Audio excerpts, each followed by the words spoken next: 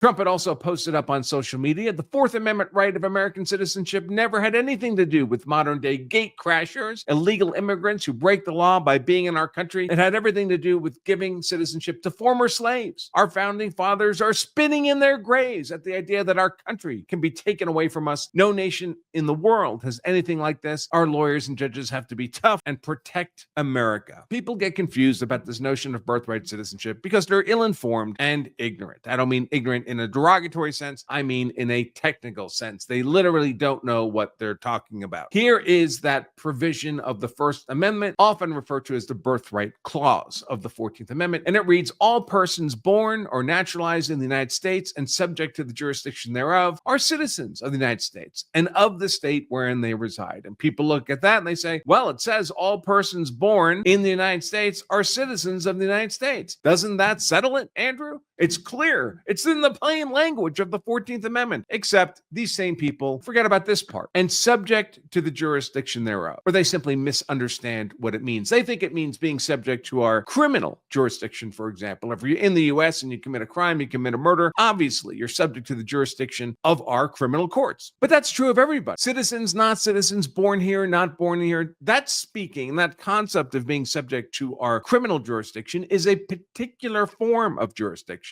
But that's not the form of jurisdiction being spoken of here. What's being spoken of here is political jurisdiction. Are you subject to the draft? Can you vote? Do you have to pay American taxes? Political jurisdiction, not simply judicial jurisdiction. Well, first of all, it has to mean something other than simply being subject to the criminal courts, because of course you're subject to the criminal courts if you're in the U.S. Everybody is. And it has to be more than simply being physically present in the U.S., because everyone born in the U.S. is obviously physically present upon immersion from their mom. So it means something more, and it cannot just be ignored because the U.S. Constitution and its amendments do not have extra words. Subject to the jurisdiction thereof has to mean something more than merely being physically present, like being born, or it would be redundant. And there's no redundant language in the Constitution or its amendments.